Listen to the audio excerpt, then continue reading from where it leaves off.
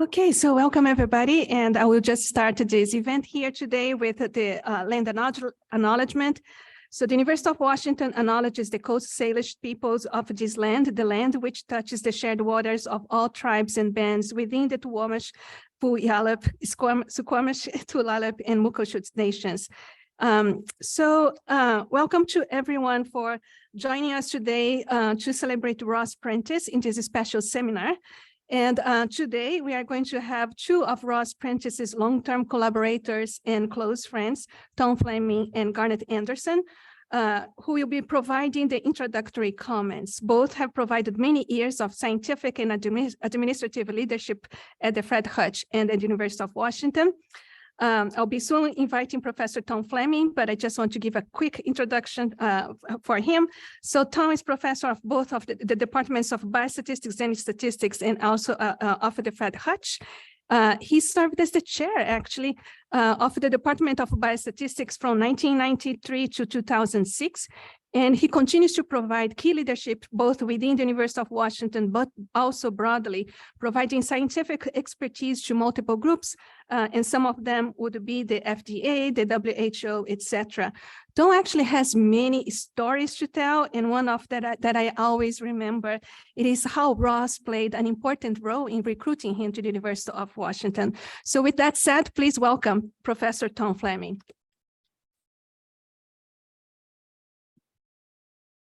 Thank you, Lourdes. Thank you, Yardi. Welcome all. It is such an honor to join in the introduction of today's speaker, Ross Prentice. Ross is an international giant in the discipline of biostatistics. He truly is a legend in our field. Ross joined UW Biostat and the Fred Hutchinson Center nearly 50 years ago. And as one of our earliest faculty members, his leadership was critical in the development of our academic, scientific, and academic programs and enabling them to become among the most highly rated in the world. And remarkably, Ross has over 600 publications, and yet the quality of his work is even more amazing. He has 200 first authored publications. Ross, that's one every 3 months for 50 years nonstop. That's amazing. And special thanks to Lee Su and Charles Cooperberg for publishing in Statistical Science earlier this year an intriguing and highly informative 15-page conversation with Ross Prentice. And I urge all of you to read it. And as Lee and Charles pointed out, more than 40 of Ross's publications each have more than 500 citations. I mean, Ross has produced landmark contribution after landmark contribution, and he's done it across many scientific areas in methodology and practice, in survival analysis, in the design and analysis of clinical trials, including rigorous validation of biomarkers as replacement endpoints, and in epidemiological cohort studies, and in nutritional and genetic epidemiology, and measurement error, and advances in prevention research. And Ross's administrative vision and leadership also have been extraordinary. For 25 years, between 1983 and 2012, Ross served as the senior vice president and the director of the Public Health Sciences Division at the Hutch. And under his leadership, that division rapidly and steadily grew stronger, producing numerous scientific research accomplishments. And in 2005, the central atrium of the Fred Hutch PHS Arnold Building was named the Ross L. Prentice Atrium. Ross has inspired and positively changed the lives of so many people. He's chaired the dissertation committees of 30 UW Biostat PhD students. And he has also inspired so many of his colleagues. In every lecture that I've attended with Ross, he always has probing and insightful queries for the speaker. And as Lourdes was referring to in my own experience in the early 1980s, I remember traveling here to Seattle to attend an impressive workshop on survival analysis. It was being put on by Breslow and Day and Kaufleich and Prentice, and they were presenting from their recently published foundational textbooks. But I'll never forget that at that meeting, not only was it scientifically enlightening, but Ross and his colleagues displayed such a genuine culture of collegiality. And soon after that, as Lourdes was saying, it was nearly 40 years ago, Ross inspired me to make the most important professional decision of my career, to come here to UW and join the faculty at UW and at the Hutch. And in coming, my only request to Ross at that time was to seek his promise to ensure that the bond between the faculty at the Hutch and the UW would remain forever strong. And Ross keeps his promises. At every turn, Ross has fostered a collaborative spirit between the Hutch and UW. And in recognition of his achievements, of his dedication, and of his leadership, the UW School of Public Health and the Fred Hutchinson Cancer Research Center jointly established the Ross Prentice Endowed Professorship of Biostatistical Collaboration. And that it brings forward that tradition of collaboration that Ross so exemplifies. And this year, impressive contributions by our most recent Prentice professor, Holly Janes, clearly has illustrated the rich value of this Prentice professorship. Well, of course, Ross has been inspired by others, most notably by his amazing 56-year marriage partnership with Didrika. Didi is a treasure, as she's epitomized kindness and caring with such amazing artistic talent that she shared with so many people in mentoring so many students and in her prolific development of her artwork. Our house is filled with Didi's artwork because it is a real artistic inspiration and a constant reminder of Didi's spirit. Didi, do you mind standing just for a quick second?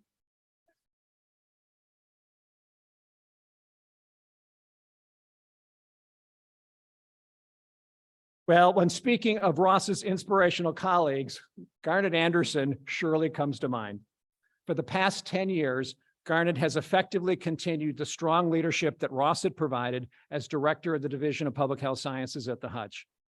Garnet and Ross jointly provided remarkable scientific leadership over the past 30 years to the Women's Health Initiative. This is a landmark clinical trial that had both creative statistical methodology and results that have had profound importance to women's health. And Garnet now is the PI of the WHO Clinical Coordinating Center and is the affiliate professor in our Department of Biostatistics. And we in the Department of Biostat are so proud to recognize Garnet as one of our graduates. Garnet is such a positive role model for biostat students, and it's a pleasure here to have you here today, Garnet, to join in introducing Ross. Thanks.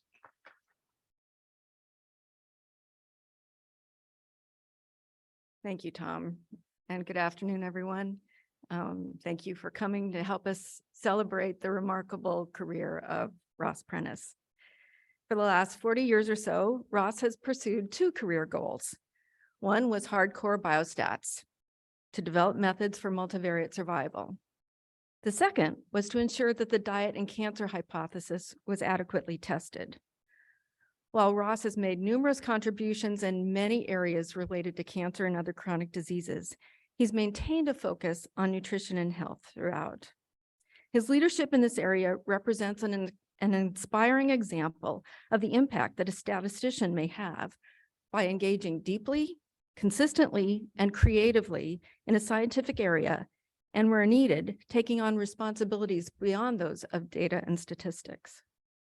So Ross's foray into nutrition was initiated in 1983 when Bob Day, the president of Fred Hutch and the former dean of the School of Public Health here, alerted him to a new NCI funding opportunity to do a trial testing a low-fat diet and breast cancer prevention.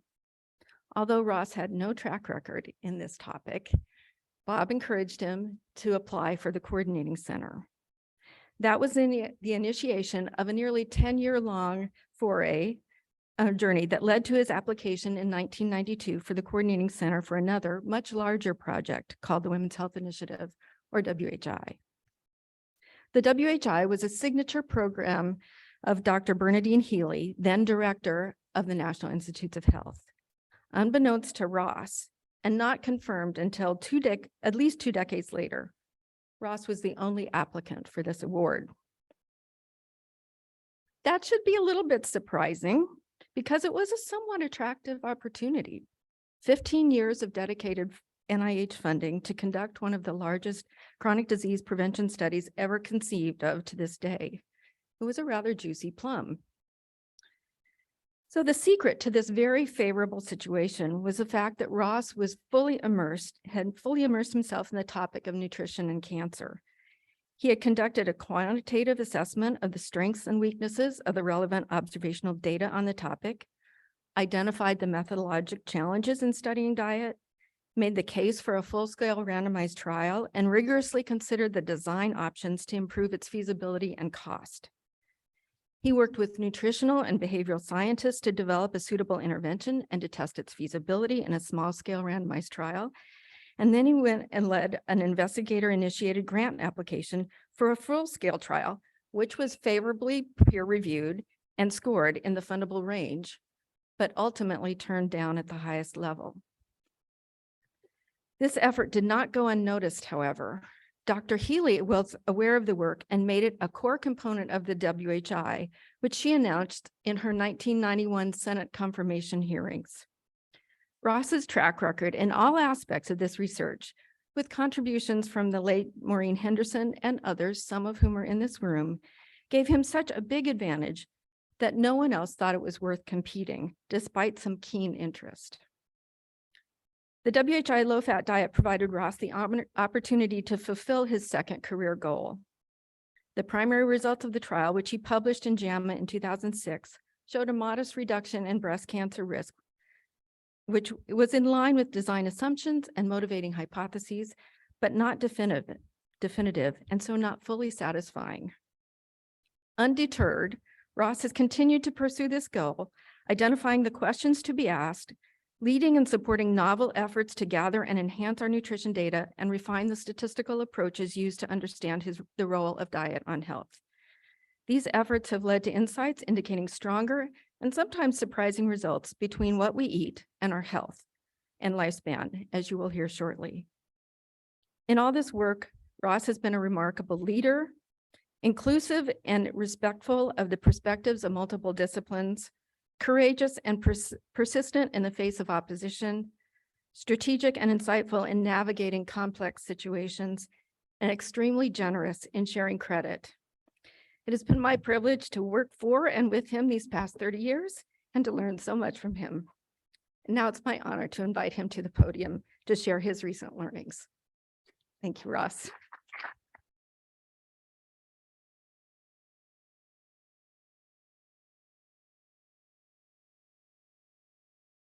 Well, thank you for coming. I know we're just starting to gather in person in this kind of venue, so appreciate it. And thanks also to those on Zoom. I had a few old friends write to me, some from long distance away, saying they're going to be on Zoom.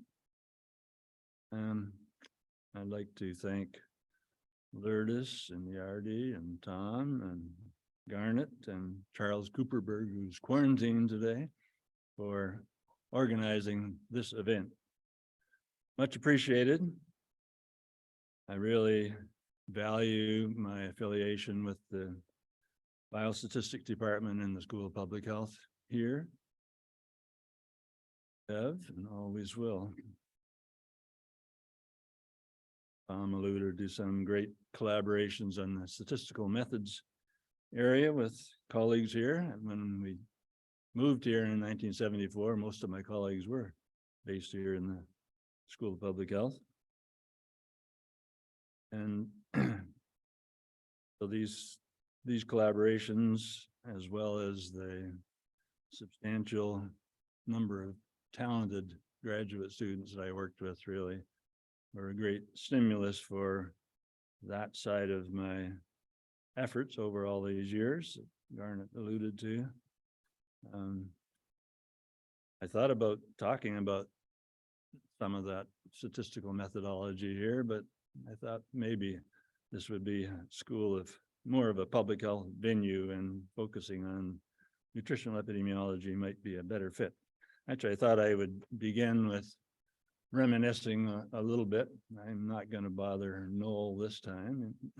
We had a nice reception last week where I tweaked Noel, who I shared an office with when I arrived here in '74.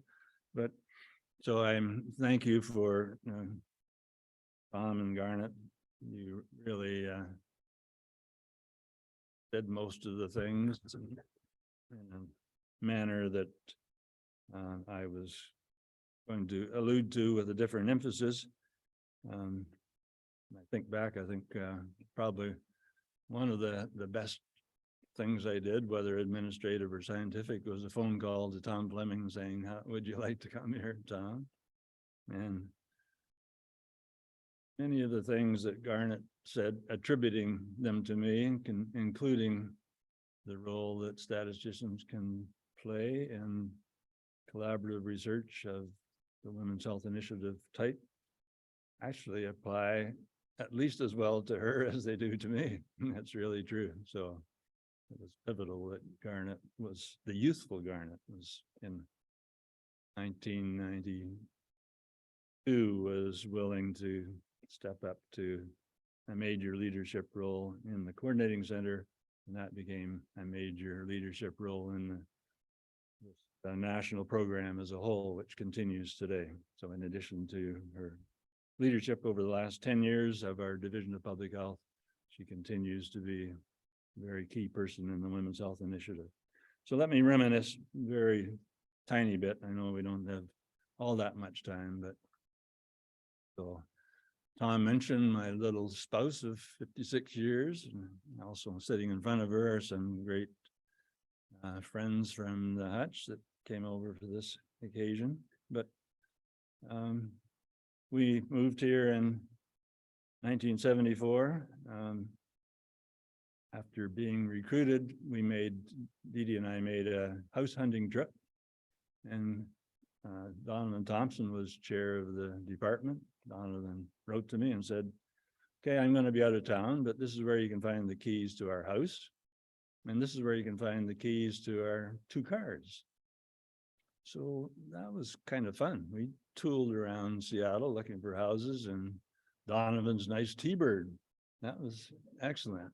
So I've seen something that Noel wrote attributing great mentorship and leadership to Donovan, and I share that. I see him as one of my main mentors, as he chaired the Department of Biostatistics here and led our epidemiology and biostatistics group at the Hutch. Anyway, we were working along nicely in the late 70s, developing on both the epidemiology side and the biostatistics side. And then kind of a crisis arose. Bill Hutchison, the founder of the center, was ready to retire, and there was some difficulty in naming his successor. The Board of Trustees became quite worried about that, and Bob Day was on that board by virtue of his deanship of the School of Public Health, and some board members turned to Bob and said, won't you do it? That is, be director of the Hutch. He said, okay, and I think it was 1981, and he became another great mentor as he really put the Hutchison Center on a sound administrative foundation, developing the programs and divisions and institutional support system, and eventually the fabulous campus that was developed. So at the Hutch, and I think at the school, he was dean for 10 years, deserved recognition of Bob's great contributions. So one of the first things Bob did in 1983, so he asked me to be director of this newly formed Division of Public Health Sciences, brought Maureen Henderson over from University of Washington to head a cancer prevention opportunity that NCI announced, which succeeded in getting.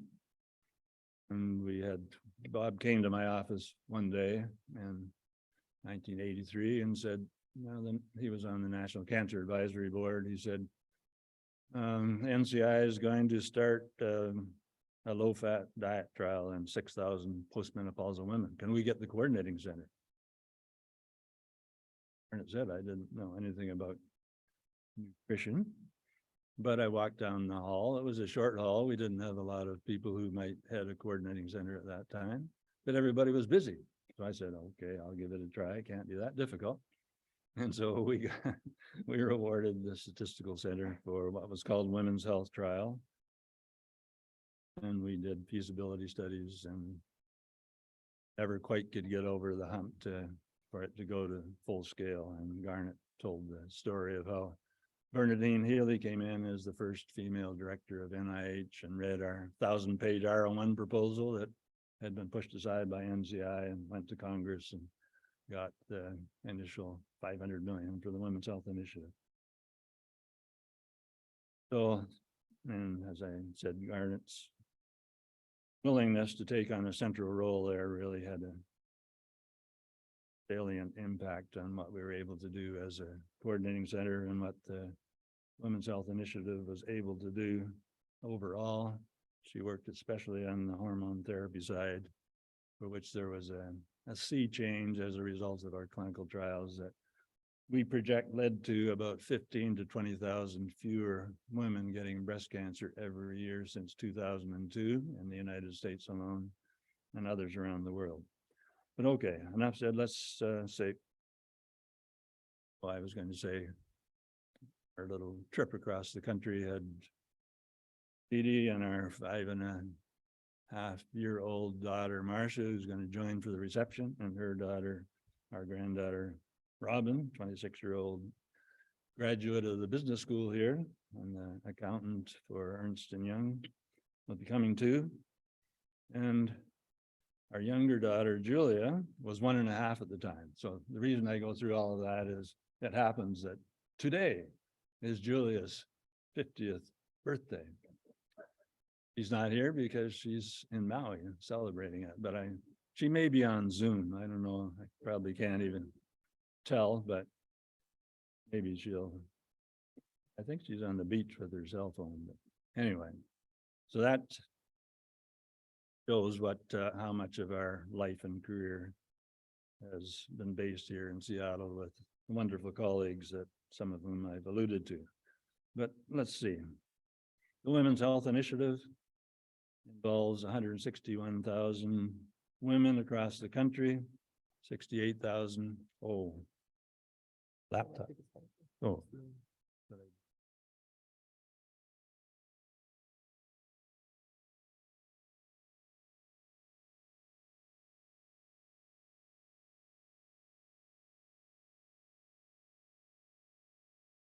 Bigger is better, especially when it comes to reading my writing, but it's a little better on slides. And as I mentioned, that most of our notoriety in this big national program relates to the hormone therapy part. But there was always this dietary modification, low-fat diet eating pattern trial. Enroll 6,000, but 48,835. Big program, 40% were assigned to fat diet intervention in groups of size 10 or 15. Invasive breast cancer was the primary outcome from the earlier studies. Colorectal cancer was added as a co-primary outcome. Coronary heart disease was a secondary outcome. And I'm going to show some recent results from a review paper that we published recently.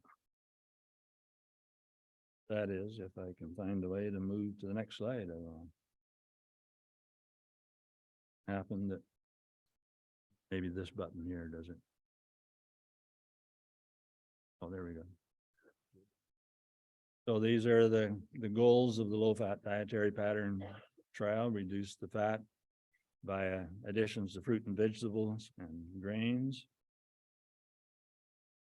Here's how things looked at 1 year from randomization. And the intervention group, the 40%, and the very comparison group, the other 60%. According to food frequency questionnaire data, the fat was reduced by about 11% of calories of energy. Most of that was replaced by carbohydrate, increased by about 10%, and protein by about 1%. There was a little reduction in energy, and there was some weight loss for the first few months, most of which dissipated the weight difference by about 6 years from randomization. These changes were accomplished by adding a little over a serving a day of grains and of vegetables and fruit and about less than a serving a day of grains. These are just a couple of slides kindly made by Aaron Aragaki, who's sitting out here, of results at the end of the intervention period, which had a median of 8.1 years. This is the primary outcomes and the secondary outcome. And as Garnet alluded, that was tantalizing, especially for breast cancer, but not definitive. Most of them are slightly in the favorable direction. If you look at other important outcomes, most of those two are favorable. We did detect some actual reductions in the composite outcome of breast cancer followed by death. Also diabetes requiring insulin, which is kind of interesting when you think of all the additional carbohydrate that's at the end of a follow-up period, a cumulative follow-up period, which median was about 20 years. Picture was fairly similar. By then, the category of death due to breast cancer was actually nominally significantly reduced. So more tantalizing information, but as Garnet mentioned, still not definitive. And this trial, I think, didn't really greatly impact the thinking in nutritional epidemiology. And that was part of the reason that a group of us went on to do nutrition biomarker studies. Actually, we started a little bit before the end of reported clinical trial in 2006. Study team, many of whom are from the cancer prevention group at the Hutch. Marion Newhauser, who heads the cancer prevention program, and Johanna Lampe, who's longtime associate division director. Health Sciences are PIs of the main grant that supports this work. Leslie Tinker, who's here, has been involved from the beginning. Shirley Beresford, a couple of graduates of the biostatistics training program, Ying Huan and Thing, now in Nebraska. Excellent contributors from the statistics unit in the WHI Coordinating Center. Various other contributors. Garnet contributes sometimes. Sherry Greaves, who's here, gives administrative support. So great team. Dan Raftery and Nagana Gowda. Dan runs the Northwest Metabolomics Lab in the medical school here, and the major players in this work. And we have other collaborators elsewhere, and specifically WHI colleagues across the country, some of whom are nutritional, some medical, epidemiological, have become great colleagues in this work. So this nutrition biomarker work involved 3 different components, sub-studies in the Women's Health Initiative, a nutrition biomarker study, first among 12 clinical centers conducted in the clinical trial, the DM trial. That was followed by a nutrition and physical activity assessment study in the WHO observational study, which was 93,000 women, 450 in this sub-study, and overlapping 9 clinical centers. And then toward developing novel biomarkers, we did more recently nutrition physical activity assessment study, feeding study in 153 HI participants here in Seattle. This is study protocol, involved 2 clinic visits, collected a lot of biomarkers, some in 24-hour urine, some in serum. In both cases, we collect metabolomic profiles. Details of that. Our goal was to look at disease association analysis to relate baseline dietary variables, Z's. So, for example, this may be the log of daily total energy intake to measure, and relate those to disease outcomes, T, and we typically use Cox models for that, with the coefficient of the dietary variable being the main focus and control of confounding factors coming in here. So since we can't estimate the dietary variable directly, reliably for most dietary variables, we turn to the use of biomarkers, and a good one for total energy expenditure is a doubly labeled water measure of total energy expenditure, which in weight stable people estimates calorie consumption. So our biomarker work tries to identify a W so that the D that we are interested in can be written as biomarker plus error, with the error term independent of the W as well as independent of the potential confounding factors that were mentioned in the previous slide. And going back to an old paper of mine, if that happens, then the hazard ratio, when we put in the biomarker for the targeted dietary variable, we have the same regression, hazard ratio regression coefficient. Typically, we actually can't measure the biomarker in tens of thousands of persons in our cohorts either. W-labeled water energy assessment is quite expensive. Their biomarkers need to involve serum and urine measures. So that's where we turn to feeding study. This one. We have a biomarker calibrated value of W. Then in our feeding study, we seek, if we have a biomarker W that meets some simple measurement error criteria, in the feeding study, we look for a biomarker calibrated estimate thereof, which can be written as biomarker equal W star plus uncorrelated or independent error as well.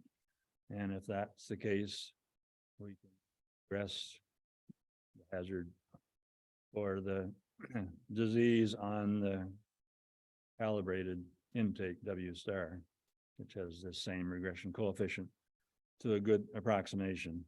So one of our early applications used the W-labeled water energy measure and also an objective measure of activity related energy expenditure that subtracted resting energy expenditure from indirect calorimetry from the total energy expenditure. And we saw very strong positive relationships between total energy and cardiovascular diseases, cancer, and diabetes, and inverse relationships with activity related energy expenditure. A limitation, however, was that our total energy estimate depended very strongly on body mass index. Energy assessment by any of the dietary assessment tools is a strong systematic bias related to body mass index. And when we put body mass index among the control variables, then much of this association goes away. But just to reiterate, it was a two-step process. Feeding study to develop a biomarker equation, efficient biomarker study to develop calibration equation, and relate calibrated estimates to disease risk. Show you how that comes out in a recent paper in the Journal of Nutrition on looking at certain macronutrient variables. Metabolites that were available from Dan Raftery's lab included serum metabolites from targeted liquid chromatography, tandem mass spectrometry, as well as differential mobility spectrometry for lipids.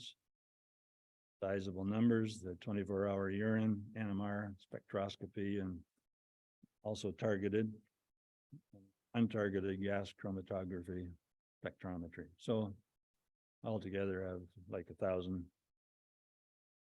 metabolites identified from these two sources with less than 20% missing values. And so just to illustrate, I took one particular case, the percent of energy from protein, and regressed the log of that on metabolites as well as some participant characteristics, both urine and serum measures figured prominently to explaining the variation in the feeding study. Log percent of energy from protein. These are coefficients and R-squared contributions. Oops, I think some of it got left off the slide.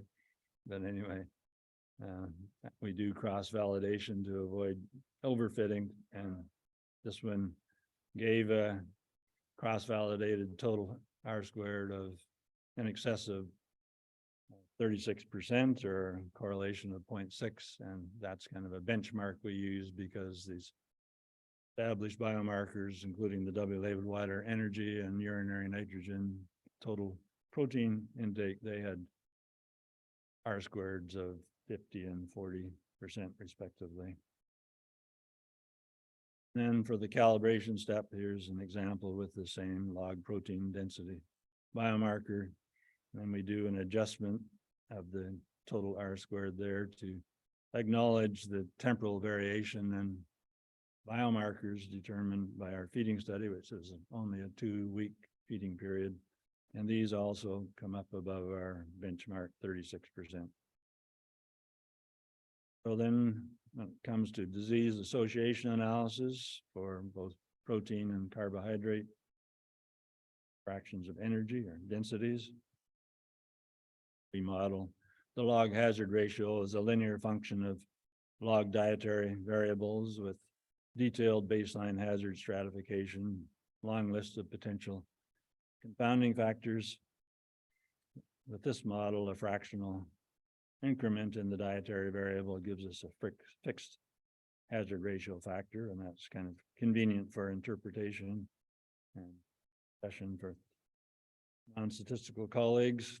We tried this out in combined dietary modification comparison group, not the intervention group, and the observational cohort, nearly 82,000 WHI participants. See that?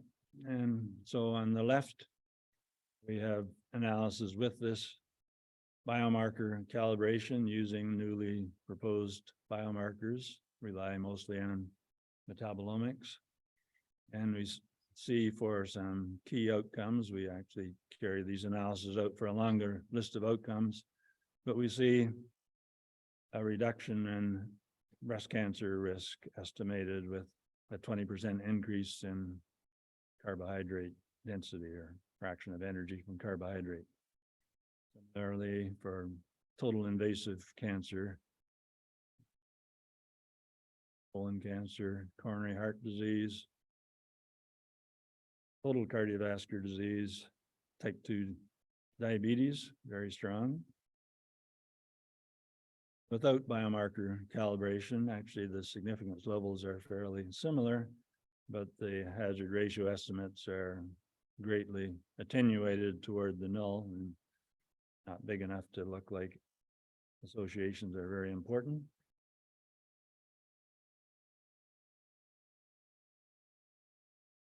We went on to actually develop additional biomarkers for components of protein and components of carbohydrate.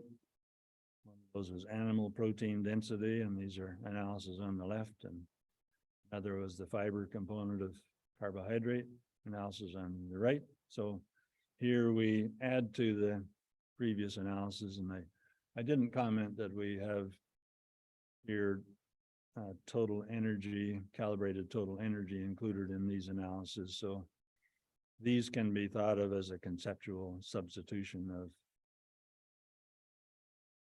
this one, carbohydrate for fat, as we saw was principally what happened in the Women's Health Initiative dietary trial. Anyway, allowing a separate factor for animal protein density beyond that for total protein, we see some evidence of coronary heart disease risk over here when we add a separate fiber density component to protein and carbohydrate and total energy. We see that most of the carbohydrate association with cardiovascular disease is explained by the fiber component and probably relates to the fruit and vegetable increases that encouraged. And then cancer, that was fairly different. The fiber density didn't play a role, and some other factors are at play for the reductions in risk of these cancers with higher carbohydrate diet. And you say, what about total fat and fatty acids? So we tried the same metabolomics biomarker building approach with fat density, percent of energy from fat, and use metabolomics didn't come close to meeting our 36% criterion. So instead we developed a construct as one minor, sort of not carbohydrate, not protein, and not alcohol. Alcohol wasn't controlled in our feeding study and was a small fraction of the total energy, so we substituted concurrent food frequency alcohol as a percent of calories. And this did lead to a suitable fat density biomarker analysis that we haven't published yet.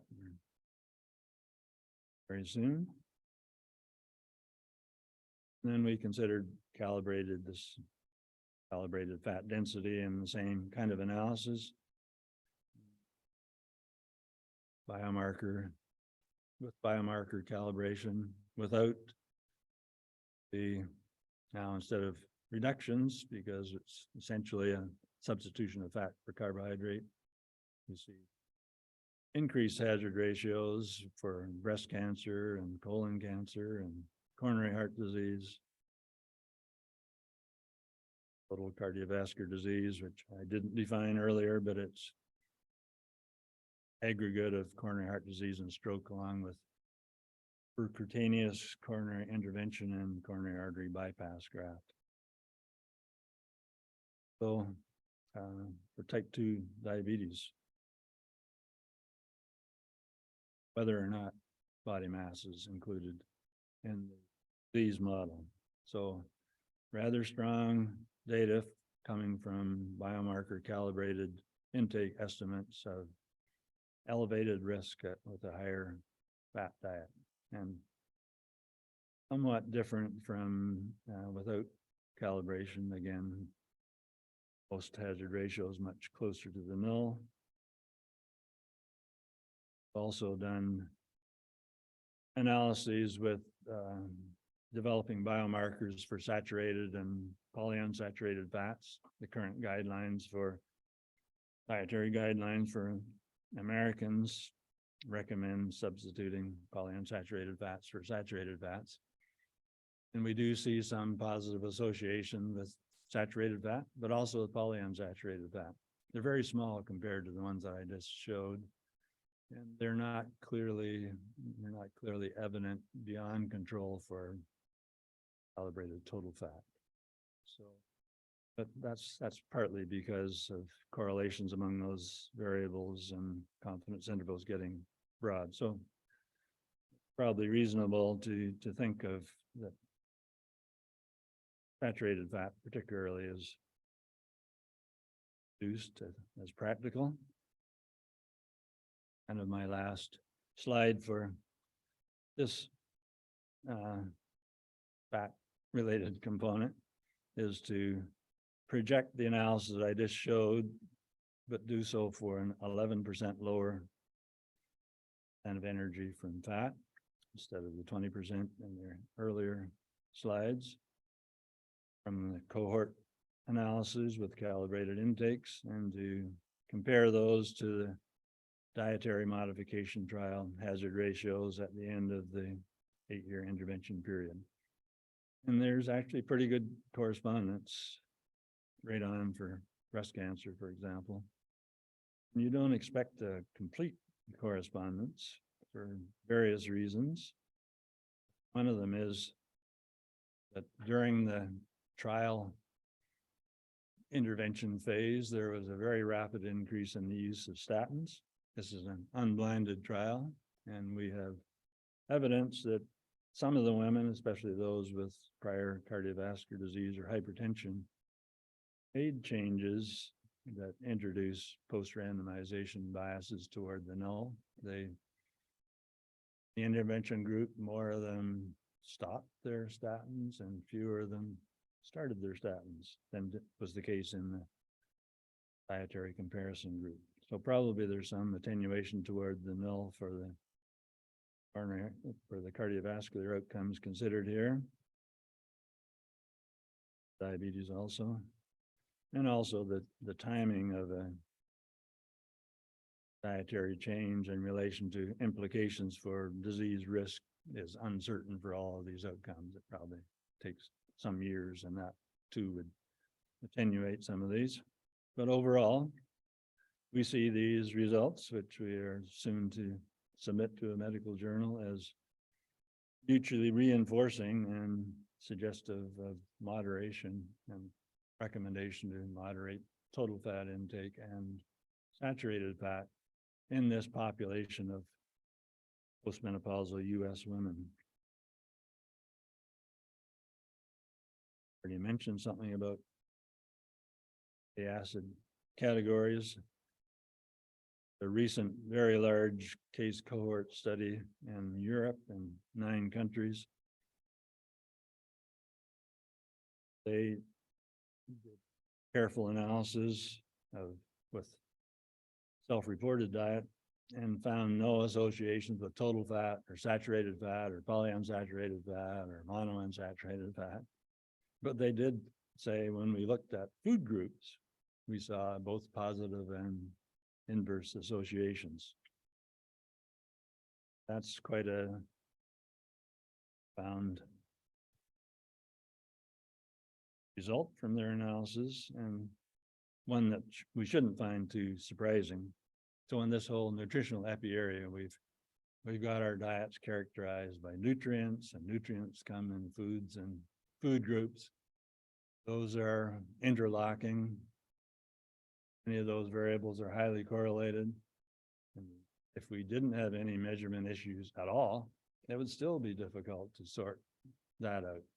But when you add on that highly correlated measurement errors that are where the variation is often at least as big as actual variation in the study population, it really takes a big effort to try to extract reliable information on diet and disease from observational data. Anyway, I have just a couple of additional points I would like to make, and one does deal with food groups and dietary patterns. Colleague Marianne Newhouser has been working in this area for a long time. She gave me this slide. There's eating indices that are recommended for health. Really HEI, healthy eating indexes that have been published every 5 years, about since 2005. And I just have a couple of slides showing you the nature of those if you haven't come across them. They list food groups and they assign scores. These are all recommended for a high intake and standards for those scores. Continuing for those that are recommended for increase. And then there's some that are recommended for moderation, don't eat too much. And that's refined grains and sodium, and one called empty calories. Empty calories are solid fats, or mainly saturated fats, but also added sugars and alcohol. So we got a big score there. We thought in a paper that was published a few months ago and online in Journal of Nutrition, but is just coming out this month in hard copy, why don't we look at this list of food groups, and nutrients are kind of a combination, not very many variables, 12 together, and see how those relate to important clinical outcomes like total mortality. And from some of the analysis I was just showing you, it seemed like for ratio variables, like all of those in this healthy eating index that I just mentioned are ratio variables. None of them are absolute intakes. There's no mention of total energy intake. But maybe for ratio variables, most of the measurement error is noise, and that was kind of reflected in the analysis I was showing you. Many of them attenuated toward the null, but pretty much in the same direction as what we see after biomarker calibration. So we used data from 100 women, 200 women that were went through the first 2 biomarker studies by repeating the entire protocol 6 months later, and tried to see how we could use those replicate measures to calibrate the initial measures. And we added in total energy using a calibrated version of the W labeled water assessment. And so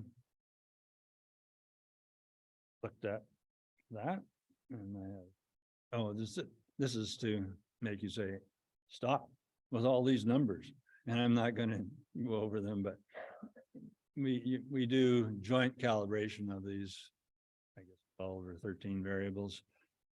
And so for total vegetables here, we go down and we explain 55% of the variation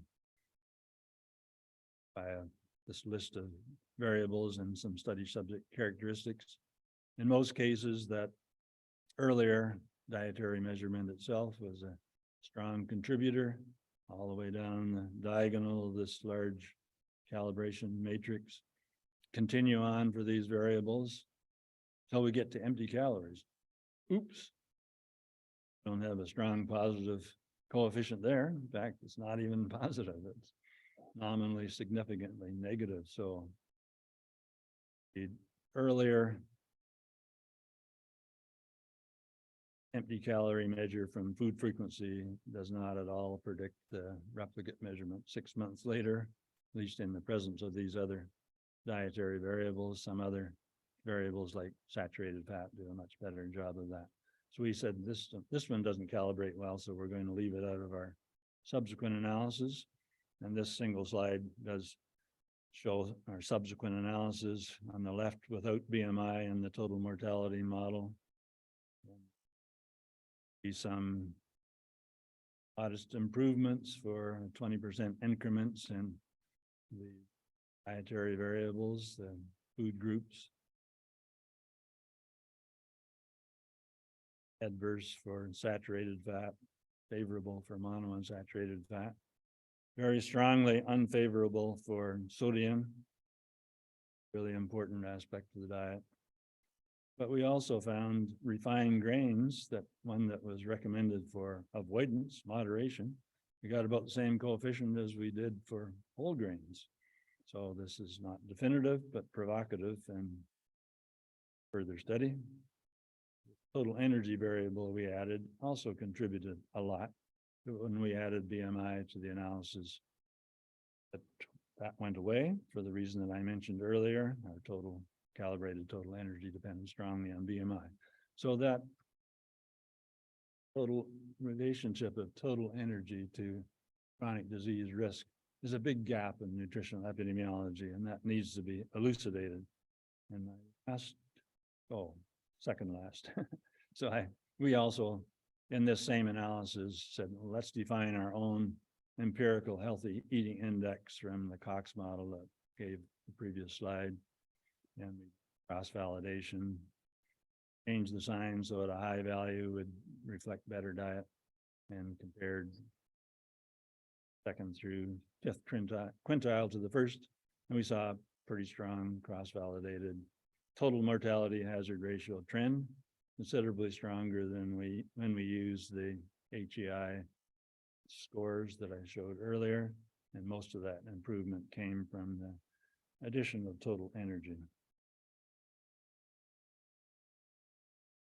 The last bit of data that I will show is from papers submitted to American Journal of Clinical Nutrition, and Aaron Aragaki here and Joanne Manson at Harvard played a major role in this work.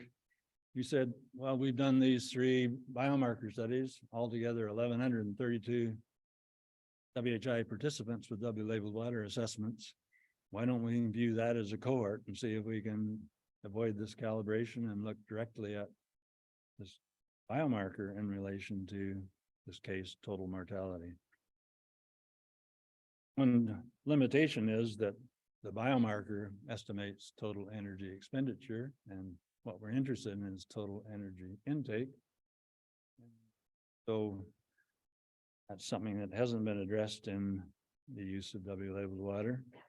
It was actually Joanne's suggestion that let's leave out roughly half of the women that had noteworthy change in weight from WHI enrollment to when the biomarker studies were done, median of 14 years later. Those women probably have a good correspondence between consumption, energy intake, and energy expenditure. So we're down to pretty small cohort size, but we were able to detect an interaction of the total mortality hazard ratio with age. And we estimate at age 60 years, these women are relatively elderly by the time these biomarker studies were done, but at age 60, we estimate more than a doubling of total mortality risk, still about 50% increase at age 70, and nothing much at age 80, where other dietary factors come into play, such as adequacy of sample. On the right-hand side, we see the same analysis when we bring body mass index and height and weight, both at WHI baseline and at these biomarker studies into the analysis. And that doesn't change things very much. So we see energy intake even beyond anthropometric measurements as suggestive of important associations with arguably the most important clinical outcome of total mortality. So I will end and briefly summarize. Feel that measurement error and dietary assessment substantially impact nutritional epidemiology results. Pretty much the practitioners of this important area have used the same methods for the last 40 years and haven't seriously considered these measurement issues. Use of dietary biomarkers as intake measurement or for calibration of self-reported intake gives a fresh look at many of these topics. I think a reduction in total and saturated fat has benefit for chronic disease risk reduction among postmenopausal US women in the manner that they practice diet, habits, and cohort studies. Mention, we think the lack of knowledge concerning the health risk and benefit of total energy intake or high total energy intake is something that deserves a lot further study, and that during the next grant phase, which is being submitted soon. So I will stop there. Thank you for your attention. Can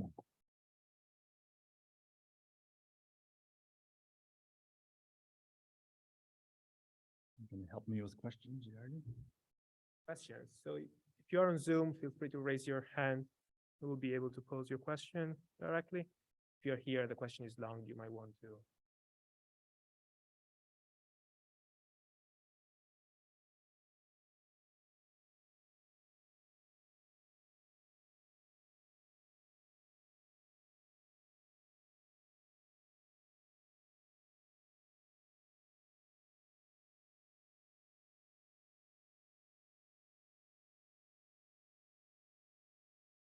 Right, good question. These are both very important components of benefit versus considerations for health. And I mentioned one analysis we did early and published in 20. Affected and activity-related energy variable from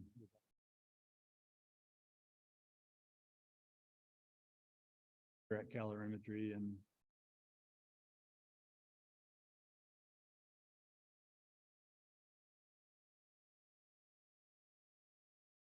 the qualification was the body mass index.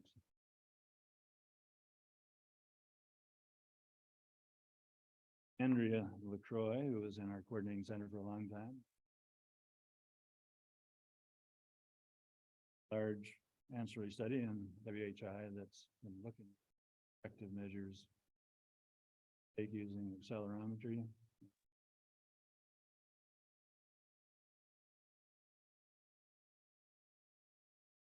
Working very vigorously and published a lot. To date, they published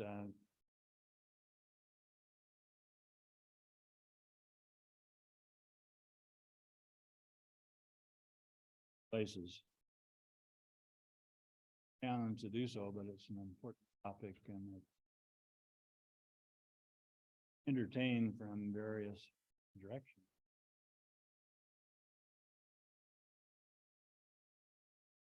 Biomarker side that I've been. Problem is that lies on this W label blood. Can't be done from stored specimen. 8-ounce glass of labeled water that includes deuterium.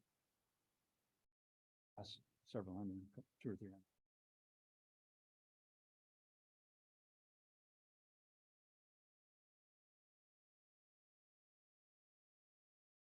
Other approaches there.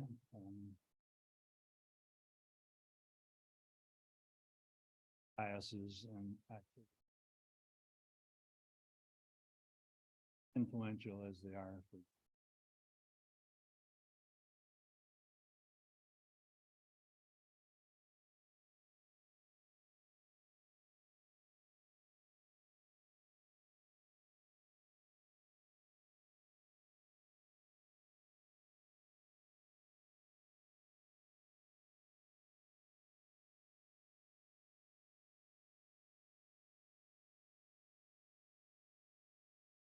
facial measures probably have some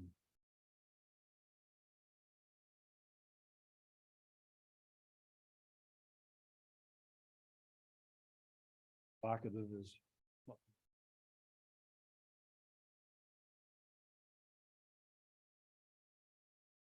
fair when publishes on meta-analysis say red meat and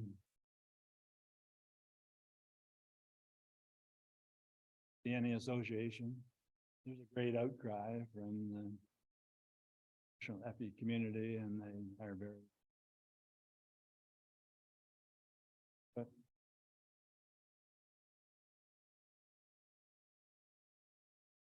right here that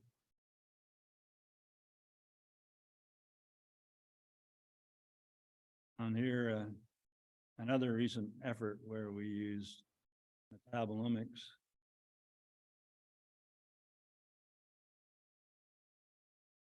Colleague. And we tried looking at red and combined red and processed meat using this agnostic metabolomic model building approach. It didn't come close, but we found there's quite a few files in the literature looking at metabolomic variables in relation to big and small scale. We extracted a list of 20 such variables.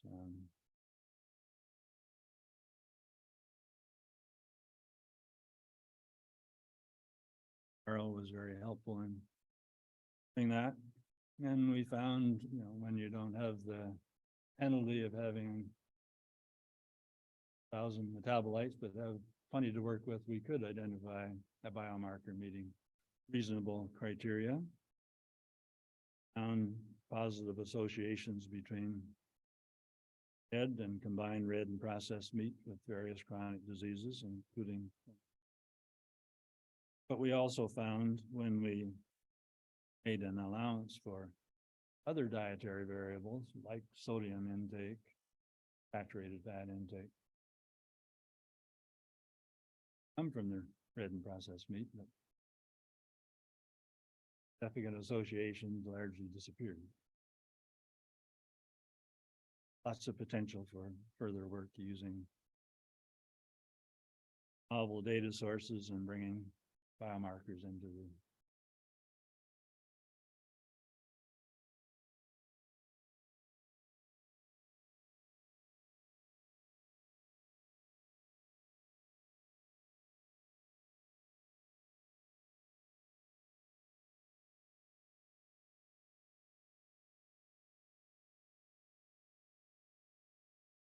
I'm very sorry, but even though I have hearing aids in, I couldn't come close to telling what you just said. I don't, could you tell, Yardi? No.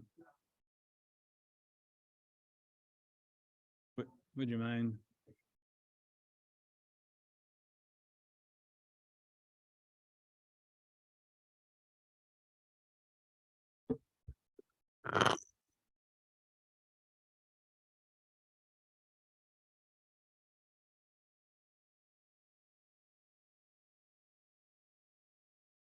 Mentioned that monounsaturated fats, like you couldn't get biomarker densities. What makes them distinct from the other fats, that fatty acids that you or like couldn't do that? And then the second question is like, why is the cohort then is menopausal women besides like hormonal change? Could all of this be readily applied?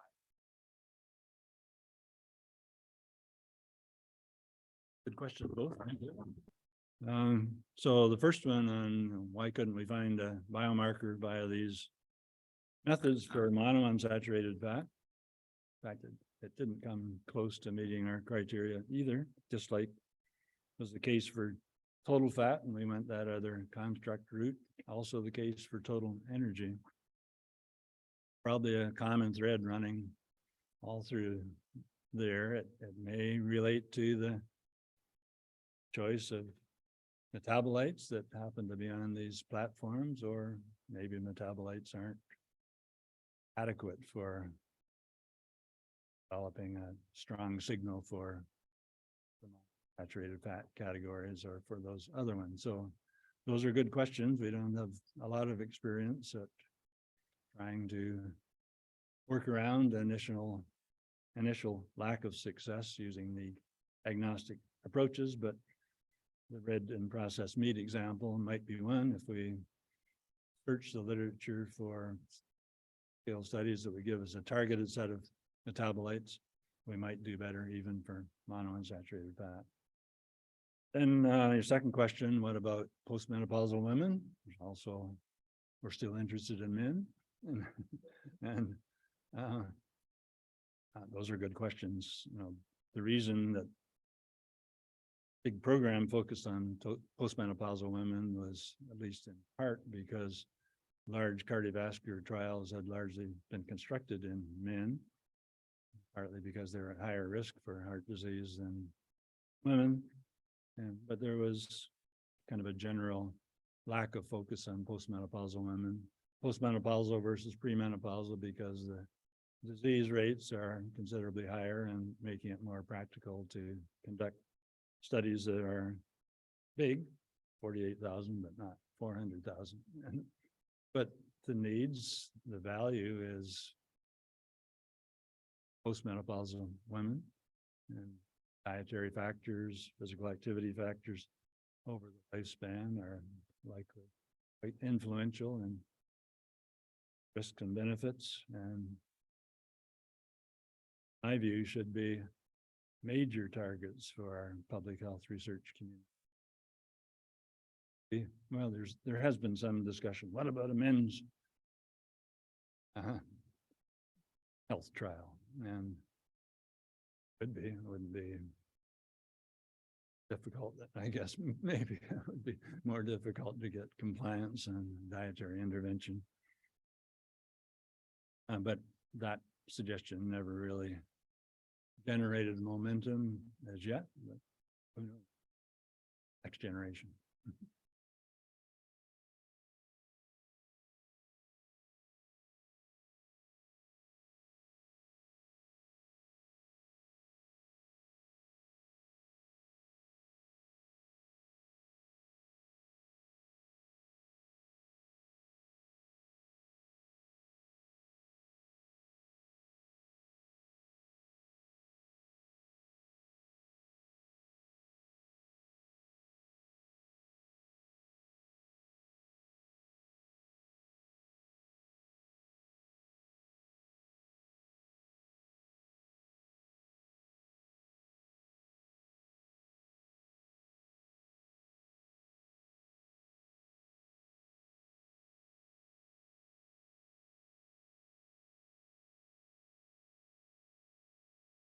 If the measures, useful measures can be obtained from stored blood specimens, answer is yes.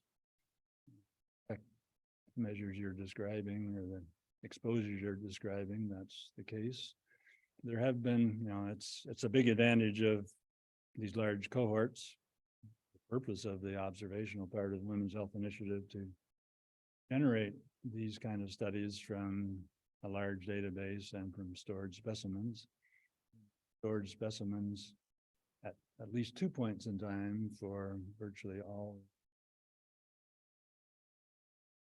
trial, especially this dietary part of stored specimens more frequently. I guess throughout the clinical trial.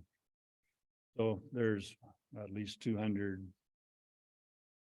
ancillary studies that have been funded from the program, many of which are still ongoing, and invite that participation. In fact, I would say the majority of the effort in the research group now, so that the clinical trials are pretty far along, even though active follow-up still continues, is on studies that can be generated from the resource. Taking advantage of that. Arnett and some air pollution related studies and many others. I'm not going to try to summarize the important ancillary studies, most of which are funded by RONs. Created a lot of useful data and enthusiasm among the investigator group. I have to say that me, one of the biggest benefits of engagement in the Women's Health Initiative with good colleagues over 30 years is disciplinary nature of the research group. That doesn't happen so readily through the funding lines of our categorical NIH institutes. Sometimes they don't even like to work with each other, those institutes, maybe most of the time.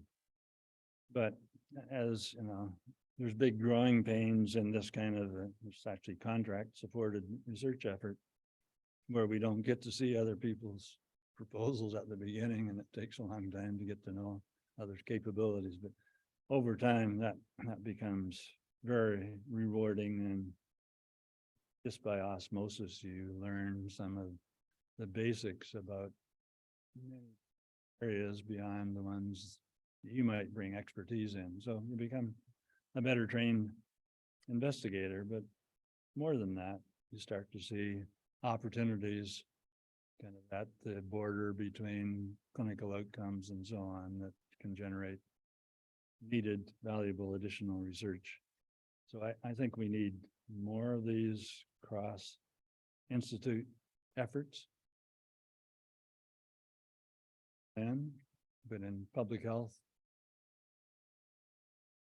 be reliant the way we are on funding lines that come through cancer or cardiovascular diseases or other. In fact, even more than that, in my view, we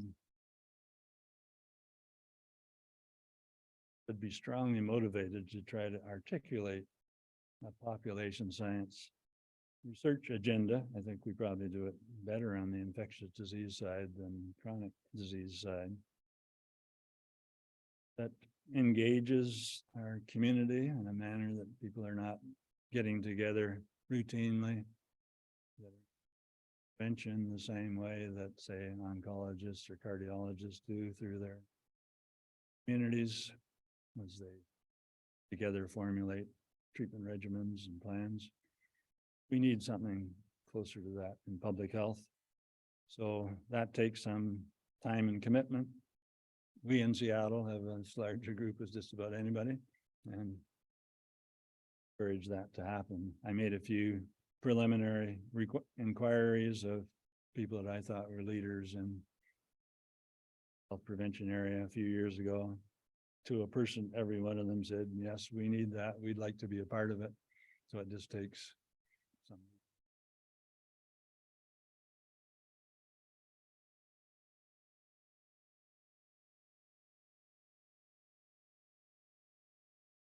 I'll get to you, Suzanne.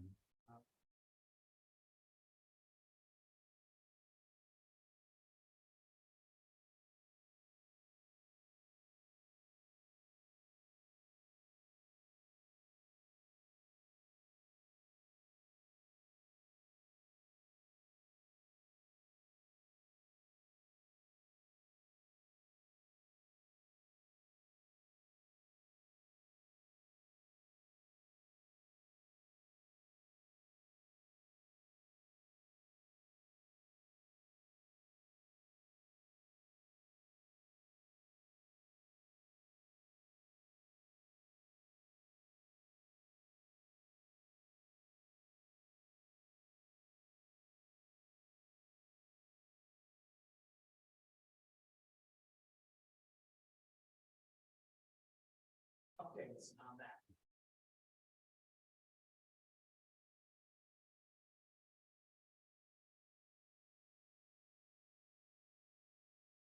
Well, if there's an update, Garnet could give the summary just as well as I can, but when you, through clinical trials, develop kind of unexpected results, Tom, you know that from a lot of your work and consulting work and drug trials also. There's a lot of pushback. It's not surprising because individuals have their research positions well publicized through their publications, and companies have big financial commitments. So it's not surprising. They want to make sure that study was done adequately and the results were properly interpreted.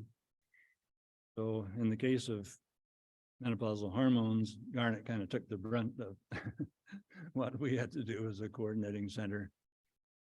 And Wyeth Ayers, who's now defunct, but was produced both the conjugated equine estrogen and the same estrogen plus medroxyprogesterone acetate, used respectively by 8 and 6 million women in the US.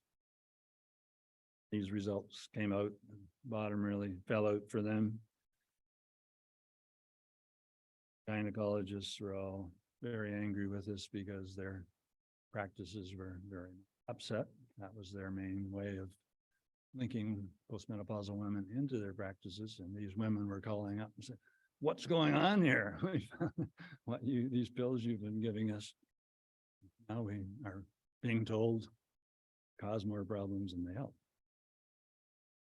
So a judge in Arkansas would give a Wyeth Ayers leader everything that Wyeth Ayers requested, including data that we hadn't published yet.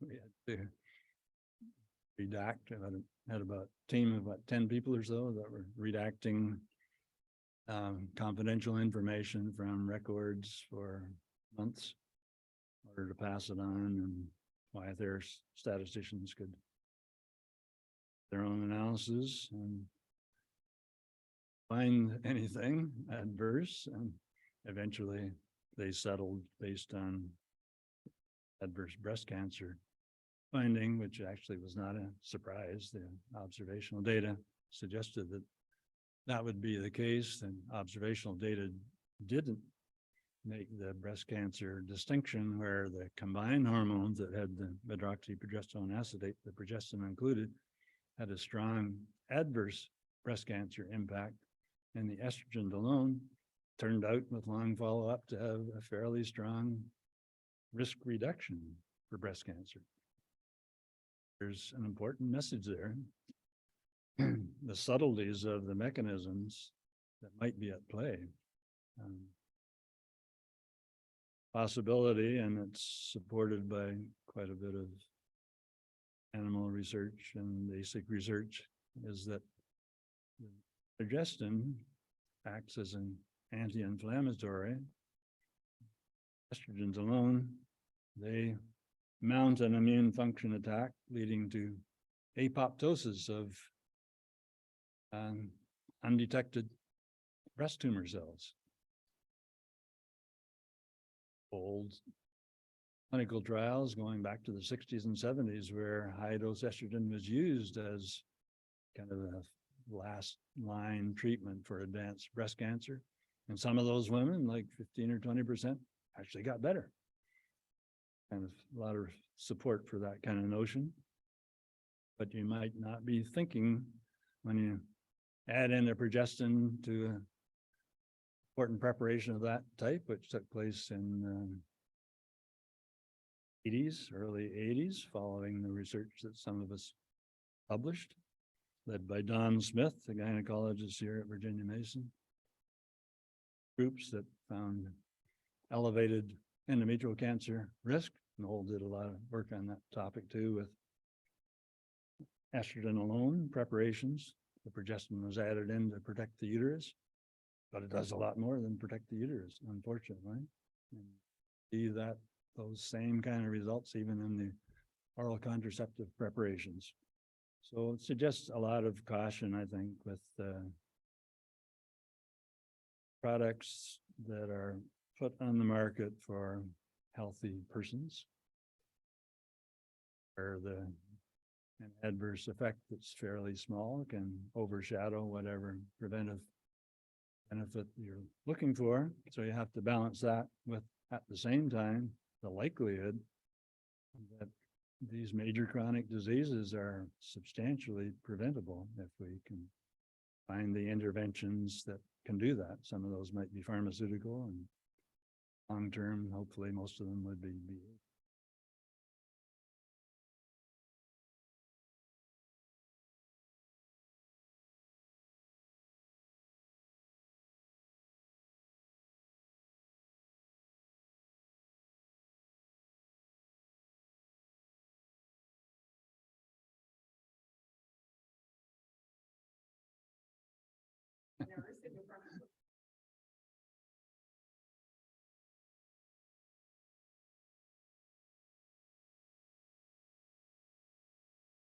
The exceptions that you mentioned were pretty important parts of an enjoyable life and career. I think it's a really exciting time. Statistics have decades now on genetics and genomics data that have been coming along. It illustrates how when you have the data, revolutionize what can be learned. That's the kind of mindset that we might hope to emulate for other characteristics and exposure. Environmental and behavioral side, that's more difficult than genetics, because genetics are essentially fixed characteristic. You only need it any point in the person's lifetime, you can measure it, but we have important variations over time and environmental exposures and timing of their impact. So, no, I think public health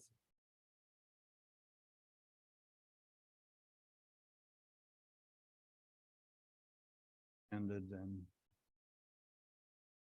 aging research that has the populace that pays our salaries are really looking for answers. Rightly so. Not easy, it's interdisciplinary. Area that's particularly in the comfort zone of a lot of trained people. It's not trained people, maybe more so trained people, but we need to learn from each other, and the job of identifying what we think are the areas that are outstanding and important, and the areas where we think some progress can be made. Hard to think of a career that's more satisfying. Statisticians have ability to work in these multidisciplinary settings without actually being much of a threat to the other people that you're working with, which is a big advantage for learning. And so you have to balance that with making sure that as a statistician or biostatistician, you have the needed skills to contribute a research area of your own choosing. That could be strictly public health. It could be strictly methods that are needed for combination. I think it's more successful if it's a combination, if you can have meaningful engagement and applied work suggesting topics that are. That's having a base like the Hutchison Center or the school here.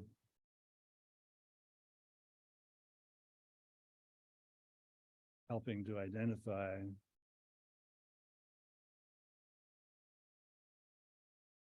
topics for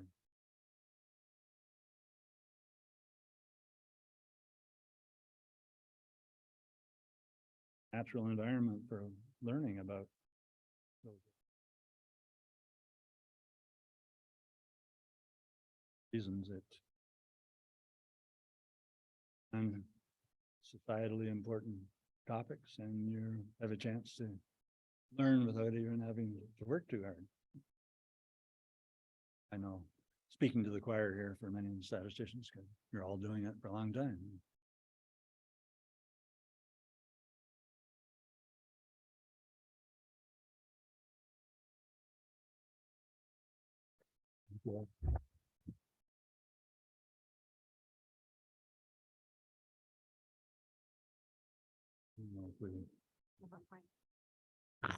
Just a few final things that I want to say.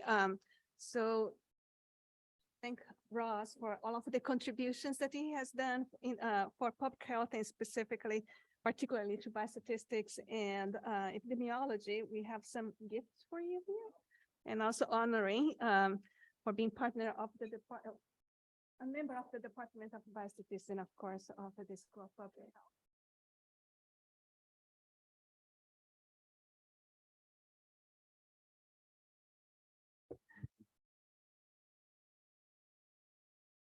Symbols. Yeah. That's fancier than the last one I had from the department. What do we got here?